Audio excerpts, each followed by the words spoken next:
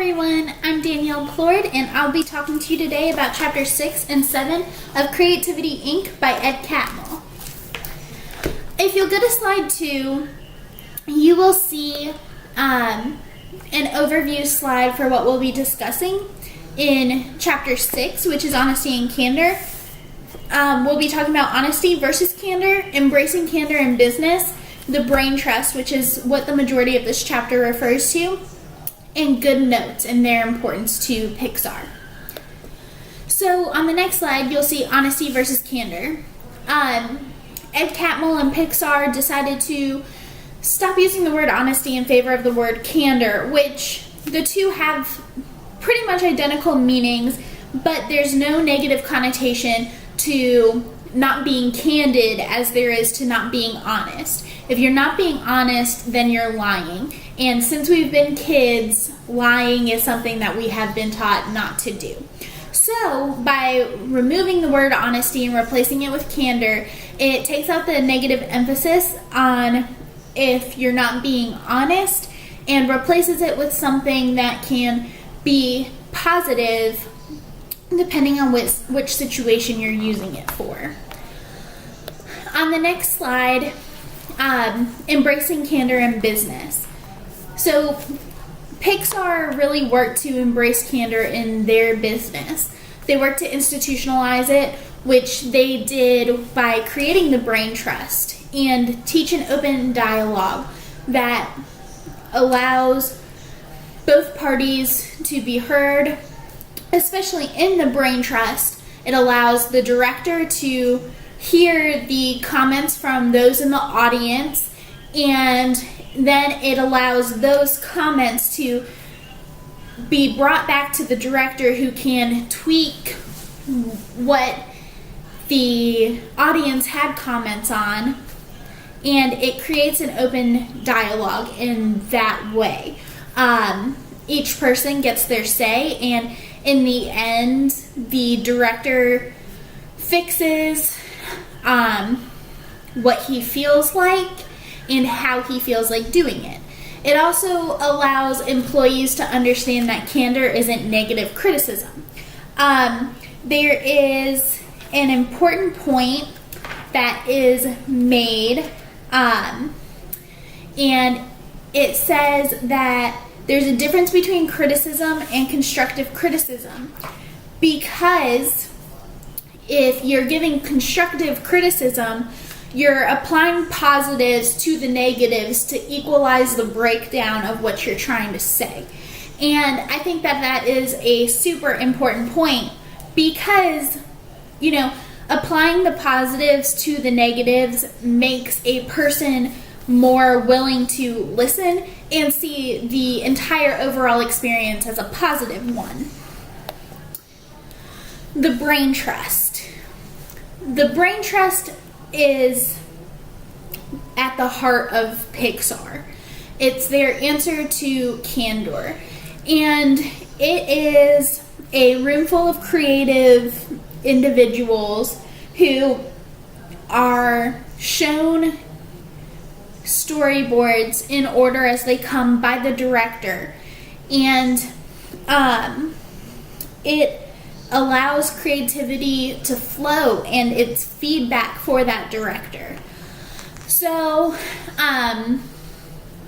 the director can take the notes that the brain trust has given and can tweak a scene to change the feeling so that the mass audience, when they release the movie, can feel what he is trying to portray and understand what is happening in the movie.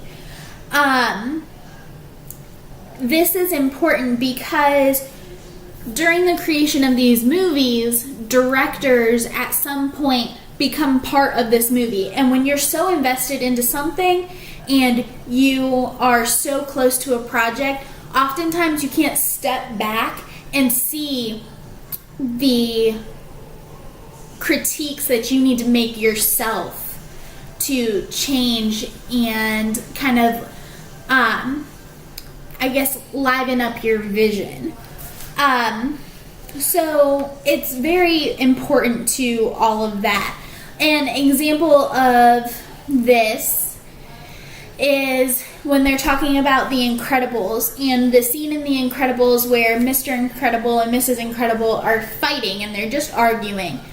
But in the original storyboard, Mrs. Incredible does not stretch. And so it comes off very bullying and almost abusive to those in the brain trust, and they want to change the dialogue.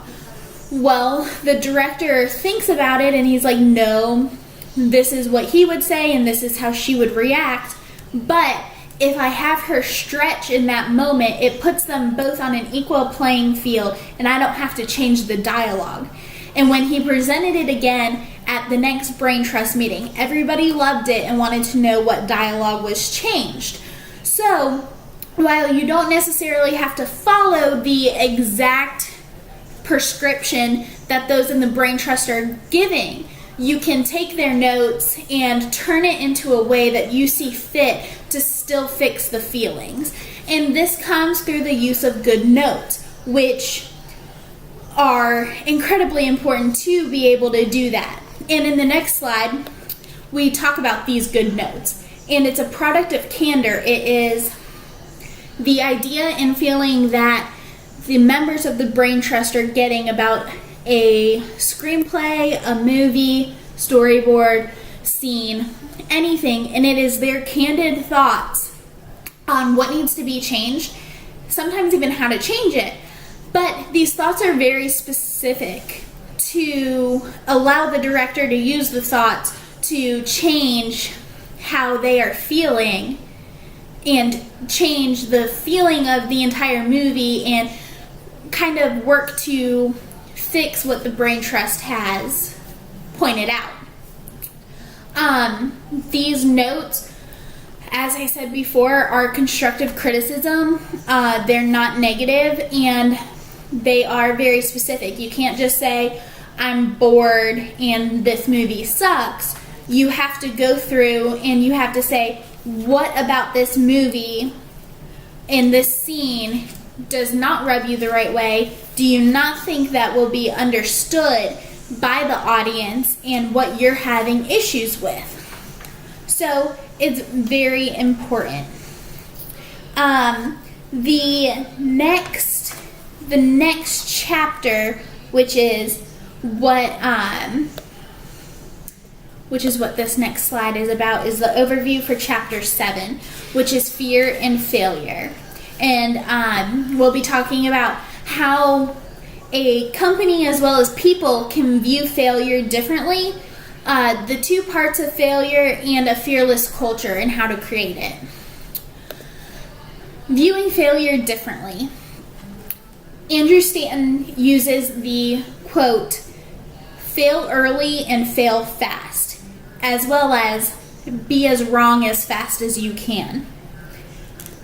Because failing early and failing fast, especially during this creative process for them, allows for aggressive, rapid learning.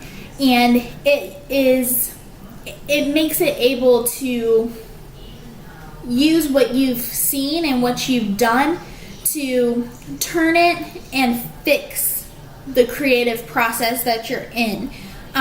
Whether it be using the brain trust and them not liking something or noticing something as a director. By failing early and failing fast, you have an opportunity to change that small thing instead of the entire process and that entire project. So that is very important to Pixar, because if a failure is handled properly, it acts as a way to create something better. And handling it properly takes us to the next slide, which talks about the two parts of failure. So the two parts of failure really talks about the failure as an event. So you have the event of the failure, which is disappointment. You're upset, you're kind of angry because this has happened, and you had everything put together, but the defining moment of the failure is how it's handled. Do you mope about it for the next 2 weeks, or do you dust yourself off, come up with a different plan and a different direction to kind of reevaluate where you were going in the first place and what was negative about it and make something even better? Which is important to Pixar, because they understand that these failures are constant in these movies, and by handling the failure correctly, you have an opportunity to build on what was already created and make it even bigger and better. The next slide talks about a fearless culture and how to create it. A fearless culture is incredibly important to Pixar because having that fearless culture allows for not only these failures to come back and present themselves in a different light and be seen as a positive experience, but it also allows for what we spoke about in the last chapter, honesty and candor. And it's such an important process for Pixar and the creativity of it to have that honesty and have that fearless culture where you're allowed to make mistakes. So if you have a fearless culture, people will constantly be worried about whether or not they're on the right track. They'll be more likely to explore uncharted territories, and they'll see the upside of decisiveness. So they'll save time and know that if there's a mistake made, they can always go back to that point and look at their decision and have an opportunity to make the right one. And it's a very open dialogue and communication and an accepting environment, knowing that no mistake is too big to not come back from.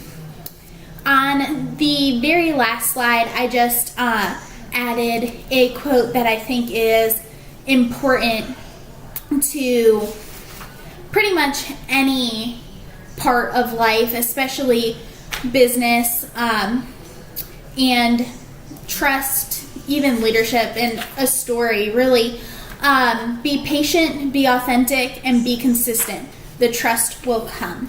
And I think that speaks a lot to Pixar and the environment that they've created there, as well as something that we can use in our own lives through school and into our professional lives, as well as any relationships that we have at all, because Pixar really works to view each person as an individual with individual talents, creativity, and personalities that can all be utilized to create incredible things, as we've seen.